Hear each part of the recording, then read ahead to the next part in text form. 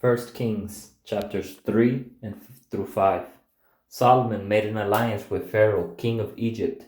By marrying Pharaoh's daughter, Solomon brought her to the city of David until he finished building his palace, the Lord's temple, and the wall surrounding Jerusalem. However, the people were sacrificing on the high places, because until that time a temple for the Lord's name had not been built. Solomon loved the Lord by walking in the statutes of his father David, but he also sacrificed and burned incense on the high places. The king went to Gibeon to sacrifice there because it was the most famous high place. He offered 1,000 burnt offerings on that altar. At Gibeon, the Lord appeared to Solomon in a dream at night. God said, "Ask, what should I give you?" And Solomon replied, "You have shown great and faithful love to your servant, my father, David, because he walked before you in faithfulness, righteousness, and integrity. You have continued this great and faithful love for him by giving him a son to sit on his throne as it is today. Lord, my God, you have now made your servant king in my father David's place. Yet I am just a youth with no experience in leadership. Your servant is among your people. You have chosen a people too many to be numbered or counted. So give your servant a receptive heart to judge your people and to discern between good and evil. For who is able to judge this great people of yours?" Now, it pleased the Lord that Solomon had requested this. So God said to him, "Because you have requested this, and did not ask for long life or riches for yourself or the death of your enemies, but you asked discernment for yourself to administer justice, I will therefore do what you have asked. I will give you a wise and understanding heart, so that there has never been anyone like you before and never will be again. In addition, I will give you what you did not ask for, both riches and honor, so that no king will be your equal during your entire life. If you walk in my ways and keep my statutes and commands, just as your father David did, I will give you a long life." Then Solomon woke up and realized it had been a dream. He went to Jerusalem, stood before the ark of the Lord's covenant, and offered burnt offerings and fellowship offerings. Then he held a feast for all his servants. Then 2 women who were prostitutes came to the king and stood before him. One woman said, "Please, my lord, this woman and I live in the same house, and I had a baby while she was in the house. On the 3rd day after I gave birth, she also had a baby, and we were alone. No one else was with us in the house. Just the 2 of us were there. During the night, this woman's son died because she lay on him. She got up in the middle of the night and took my son from my side while your servant was asleep. She laid him in her arms, and she put her dead son in my arms. When I got up in the morning to nurse my son, I discovered he was dead. That morning, when I looked closely at him, I realized that he was not the son I gave birth to. No, the other woman said, 'My son is the living one. Your son is the dead one.' The first woman said, 'No, your son is the dead one. My son is the living one.' So they argued before the king. The king replied, 'This woman says, this is my son who is alive, and your son is dead. But that woman says, no, your son is dead, and my son is alive.' The king continued, 'Bring me a sword.' So they brought the sword to the king. And the king said, cut the living boy in 2, and give half to one and half to the other." The woman whose son was alive spoke to the king because she felt great compassion for her son. "My lord, give her the living baby," she said, "but please don't have him killed." But the other one said, "He will not be mine or yours. Cut him in 2. The king responded, "Give the living baby to the first woman, and don't kill him. She is his mother." All Israel heard about the judgment the king had given, and they stood in awe of the king, because they saw that God's wisdom was in him to carry out justice. King Solomon reigned over all Israel, and these were his officials: Azariah, son of Zadok, priest; Elihoreph, and Ijah, the sons of Shisha, secretaries, Jehoshaphat, son of Ahilud, court historian, Benaiah, son of Jehoiada, in charge of the army, Zadok and Abiathar, priests, Azariah, son of Nathan, in charge of the deputies, Zebud,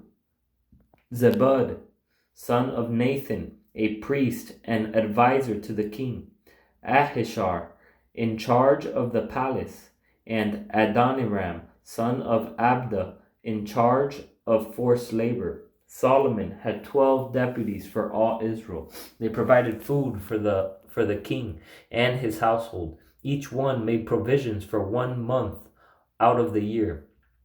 This is just like Jesus and his 12 apostles to provide food for all of us. These were their names: Ben-Hur in the hill country of Ephraim, Ben-Decker in Machaz, Shealbim, Beth-Shemesh, and Elon Beth-Hanan, Ben-Hesed in Aruboth. He had Succo and the whole land of Hepher. Ben Abinadab in all Naphath Dor. Taphath, daughter of Solomon, was his wife. Baana, son of Ahilud, in Taanach, Megiddo, and all Bethshean, which is beside Zarethan, below Jezreel, from Bethshean to Abel Meholah, as far as the other side of Jokmeam. Ben-Geber in Ramoth Gilead. He had the villages of Jair, son of Manasseh, which are in Gilead, and he had the region of Argob, which is in Bashan, 60 great cities with walls and bronze bars. Ahinadab, son of Iddu, in Mahanaim. Ahimaaz in Naphtali. He also had married a daughter of Solomon, Basemath. Baana, son of Hushai, in Asher, and Bealoth.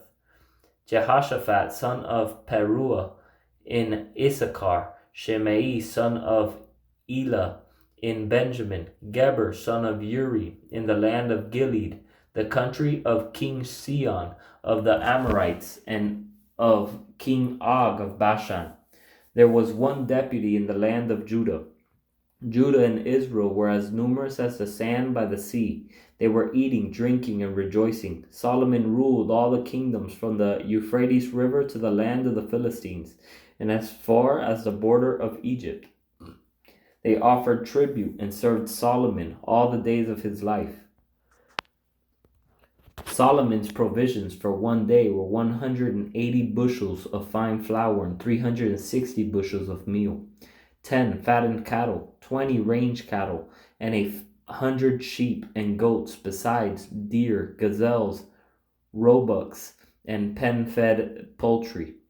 For he had dominion over everything west of the Euphrates, from Tiphsah to Gaza, and over all the kings west of the Euphrates. He had peace on all his surrounding borders. Throughout Solomon's reign, Judah and Israel lived in safety from Dan to Beersheba, each person under his own vine and his own fig tree. Solomon had 40,000 stalls of horses for his chariots and 12,000 horsemen. Each of those deputies for a month in turn provided food for King Solomon and for everyone who came to King Solomon's table. They neglected nothing. Each man brought the barley and straw for the chariot teams and the other horses to the required place according to his assignment. God gave Solomon wisdom, very great insight and understanding, as vast as the sand on the seashore. Solomon's wisdom was greater than the wisdom of all the people of the east, greater than all the wisdom of Egypt. He was wiser than anyone, wiser than Ethan the Ezrahite, and Heman, Calcol, and Darda, sons of Maal. His reputation extended to all the surrounding nations. Solomon spoke 3,000 proverbs, and his songs numbered 1,005. He spoke about trees from the cedar in Lebanon to the hyssop growing out of the wall. He also spoke about animals, birds, reptiles, and fish, emissaries of all peoples, sent by every king on earth who had heard of his wisdom, came to listen to Solomon's wisdom. King Hiram of Tyre sent his emissaries to Solomon when he heard that he had been anointed king in his father's place, for Hiram had always been friends with David. Solomon sent this message to Hiram: "You know my father David was not able to build a temple for the name of the Lord his God. This was because of the warfare all around him until the Lord put his enemies under his feet. The Lord my God has now given me rest on every side. There is no enemy or misfortune. So I plan to build a temple for the name of the Lord my God, according to what the Lord promised my father David. I will put your son on your throne in your place, and he will build the temple for my name. Therefore command that cedars from Lebanon be cut down for me. My servants will be with your servants, and I will pay your servants' wages according to whatever you say. For you know that not a man among us knows how to cut timber like the Sidonians." When Hiram heard Solomon's words, he rejoiced greatly and said, "Blessed be the Lord today. He has given David a wise son to be over this great people." Then Hiram sent a reply to Solomon, saying, "I have heard your message. I will do everything you want regarding the cedar and cypress timber.